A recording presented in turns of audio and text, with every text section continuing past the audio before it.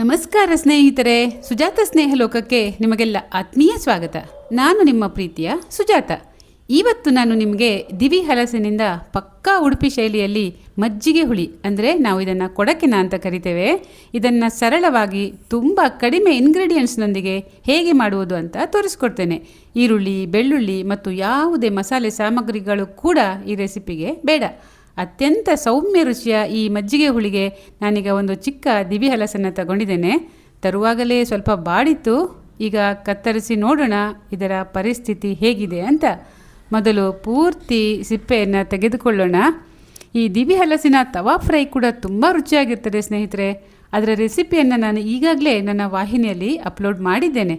ನೋಡಿಲ್ಲದಿದ್ದರೆ ಒಂದು ಸತಿ ನೋಡಿ ಮತ್ತು ಮನೆಯಲ್ಲಿ ನೀವು ಮಾಡಿ. ಈಗ ಪೂರ್ತಿ ಸಿಪ್ಪೆ ತೆಗೆದಾಯಿತು. ಇದನ್ನು ಕತ್ತರಿಸಿಕೊಂಡು ಹೇಗಿದೆ ಅಂತ ನೋಡೋಣ.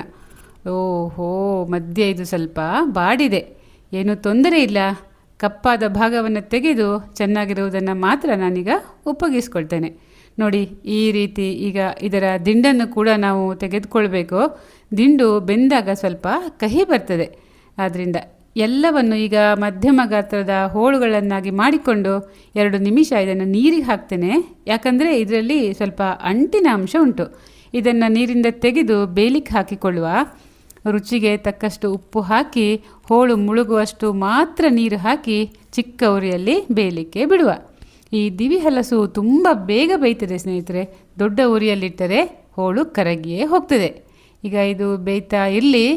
ರುಬ್ಬಿಕೊಳ್ಳಕ್ಕೆ ನಾನೀಗ ಒಂದು ದೊಡ್ಡ ಹೋಳು ತೆಂಗಿನ ತುರಿಯನ್ನು ಮಿಕ್ಸಿ ಜಾರಿಗೆ ಹಾಕ್ಕೊಳ್ತಾ ಇದ್ದೇನೆ ಮತ್ತು 5 ನಿಮಿಷ ನೆನೆಸಿದ 1 ಚಮಚದಷ್ಟು ಅಕ್ಕಿಯನ್ನು ಕೂಡ ಸೇರಿಸ್ಕೊಳ್ತೇನೆ. ಅಕ್ಕಿ ಸೇರಿಸುವುದರಿಂದ ಮಜ್ಜಿಗೆ ಹುಳಿಯ ಸ್ಥಿರತೆ ತುಂಬ ಚೆನ್ನಾಗಿರ್ತದೆ ಮತ್ತು ರಸ ಹಾಗೂ ಹೋಳಿನ ನಡುವೆ ಒಳ್ಳೆ ಹೊಂದಾಣಿಕೆ ಬರುತ್ತದೆ. ಈಗ 3 ಹಸಿಮೆಣಸಿನಕಾಯಿಯನ್ನು ಕೂಡ ಹಾಕ್ಕೊಳ್ತಾ ಇದ್ದೇನೆ. ಇಷ್ಟೇ. ಈಗ ಇದನ್ನು ತುಂಬ ನಯವಾಗಿ ರುಬ್ಬಿಕೊಂಡು ಬರುವ. ರುಬ್ಬುವಾಗ ಕೂಡ ಜಾಸ್ತಿ ನೀರು ಹಾಕುವುದು ಬೇಡ. ನೋಡಿ, ಇಷ್ಟಿದ್ದರೆ ಸಾಕು.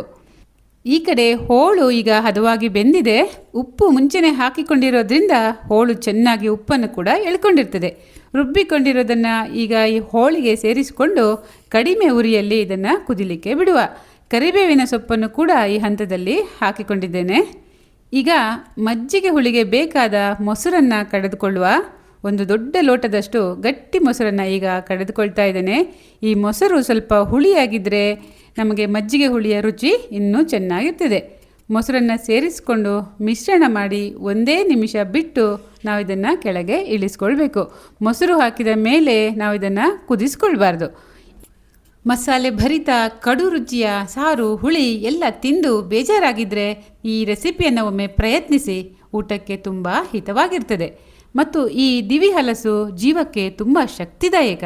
ಜೀರ್ಣಕ್ರಿಯೆಗೆ ಕೂಡ ಬಹಳ ಒಳ್ಳೆಯದು ಮತ್ತು ಅಧಿಕ ರಕ್ತದ ಒತ್ತಡವನ್ನು ಕೂಡ ಇದು ನಿಯಂತ್ರಿಸುತ್ತದೆ. ಈಗ ಇದು 1 ನಿಮಿಷ ಹೀಗೆ ಇರಲಿ. ಈಗ ಒಂದು ವಿಶೇಷವಾದ ಒಗ್ಗರಣೆಯನ್ನು ತಯಾರು ಮಾಡಿಕೊಳ್ಳುವ. ಈಗ ಒಗ್ಗರಣೆಗೆ ಸೌಟನ್ನಿಟ್ಟು 1 ಚಮಚದಷ್ಟು ತೆಂಗಿನೆಣ್ಣೆ ಹಾಕ್ಕೊಂಡಿದ್ದೇನೆ. ಎಣ್ಣೆ ಬಿಸಿ ಆದಮೇಲೆ ಸಾಸಿವೆ ಹಾಕಿದ್ದೇನೆ.